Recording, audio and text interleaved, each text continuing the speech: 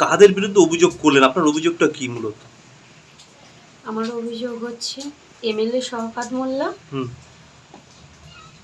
আমাকে ধর্ষণ করে, ওই বাচ্চাকে প্রথমে আমার বাচ্চাকে নিয়ে নেয়, বাচ্চাকে কিডন্যাপ করেছে, কিডন্যাপ করে তারপরে আমাকে ওরা শওকত মোল্লা এমএলএ আর হোসেন শেখ, আচ্ছা, লালু শেখ, মানে শওকত মোল্লার ড্রাইভার, আর ওটা হচ্ছে শামসুল সর্দার, এই সমস্ত মানুষগুলো আমাকে বাচ্চাটাকে কাড়িয়ে নিয়ে আমাকে ধর্ষণ করতে থাকে আর ভয় দেখায় যে আমি যদি মুখ খুলি আমার বাচ্চাকে টুকরো টুকরো করে দেবে, ওরা যখন যেভাবে ডাকবে আমাকে সেইভাবে ওনাদের কাছে যেতে হবে।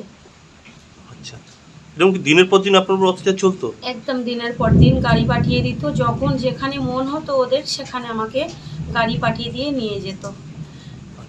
আর আমি বাচ্চার কথাই বলতে থাকতাম সবসময়, আমার বাচ্চাটাকে ফেরত দিন, আমার বাচ্চাটাকে ফেরত দিন, বলছে টাইম হলে দিয়ে দেব।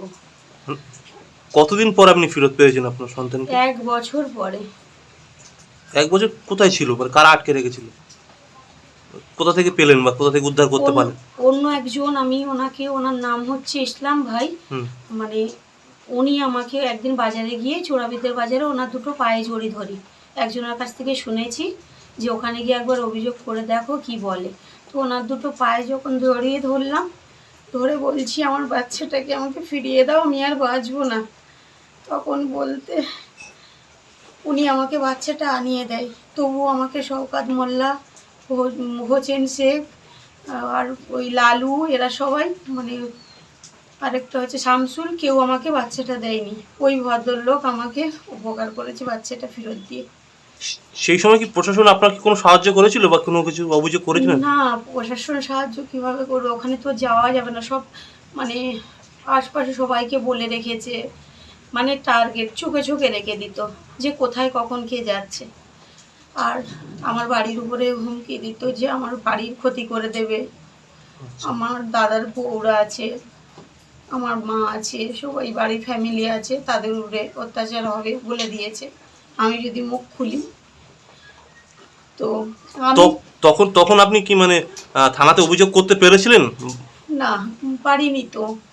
এখন কেন করলেন? ওনাদের কথাই সব চলতো, থানা তো ওনাদের কথাই চলবে। আচ্ছা, তখন এই দিনটাই ছিল, থানাতে গেলে আমি তবুও একবার গিয়েছিলাম, রাস্তা থেকে আমাকে একজন বলল যে তুমি চলে যাও এখান থেকে, এখানে দাঁড়িয়েও না, ওরা জানতে পারলে এখান থেকে আবার ফের তুলে নিয়ে যাবে, আমি ওখান থেকে চলে গেছি। এখন কেন করলেন অভিযোগ হঠাৎ?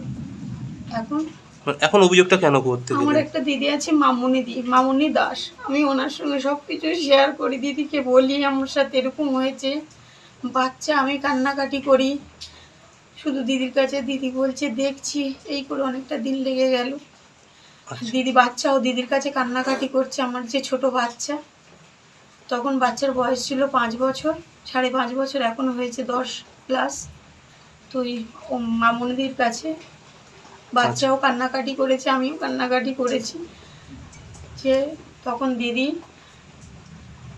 আমার হয়ে লড়াইটা, দিদি আমার হয়ে তখন আমাকে নিয়ে সব জায়গায়, দিদি আমাকে উপকার করেছে। আর একটা দাদা আছেন, ওনার নাম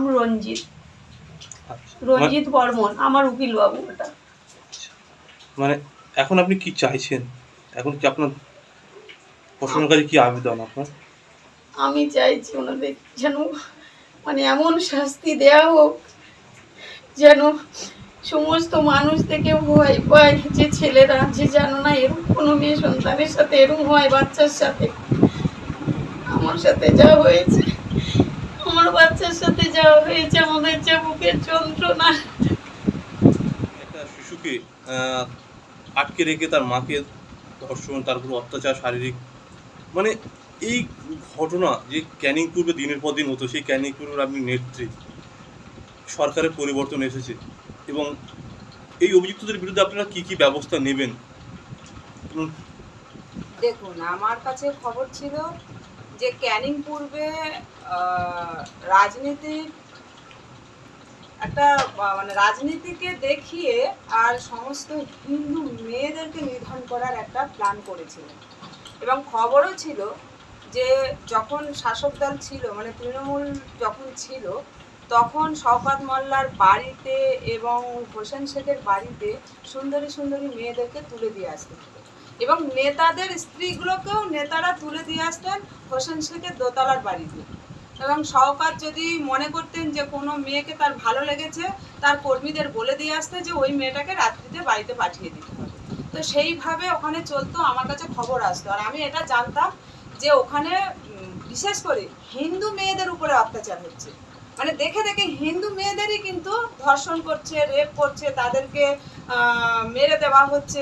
এটা আমার কাছে বহু দিন ধরে এসেছিল, কারণ আমি এর কোনো প্রতিবাদ করতে পারিনি। এমনকি আমি এটাও বলেছি বিভিন্ন জায়গায় যে হিন্দু মেয়েরা যে কাজ করতে যায়, মানে তারা তো খেটে খাওয়া মানুষ, তার কলকাতাতে কাজ করতে যায়, যে গাড়ির উপর থেকে যেত মানে ট্রেকারে বা ম্যাজিকে যেত, সেই ওপেন তাদের উপরে অত্যাচার করা হতো। এটাও আমার কাছে ছিল, কিন্তু তখন প্রশাসন তো কোনো কথাই শুনতো না, আর প্রশাসনকে বললেও প্রশাসন কোনোভাবে গুরুত্ব দিতই না।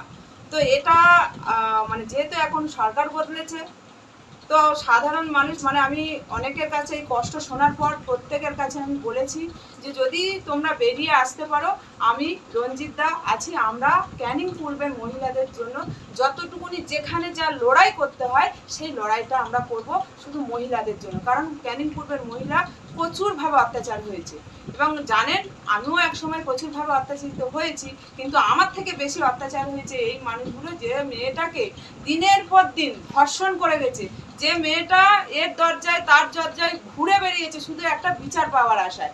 এমনকি প্রশাসনের কাছে গেছে, প্রশাসনও বলেছে যে এই সময় তুমি এখানে এসো না, তোমাকে মেরে দেওয়া হবে। সেই ভয়েতে বেচারা নিজে থেকে মানে কাঁদতে কাঁদতে কাঁদতে কাঁদতে কার কাছে না ছুটেছে, কোনো বিচার পায়নি।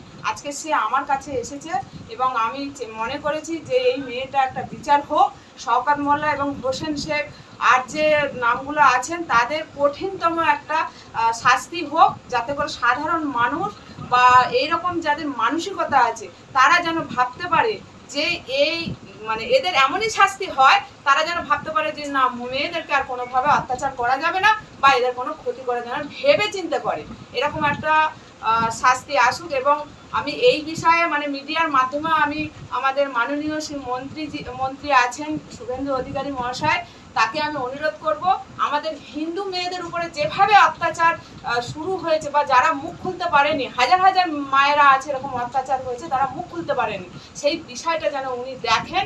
এই বিষয়ে আমি ওনাকে অনুরোধ করব বিষয়টা দেখার জন্য।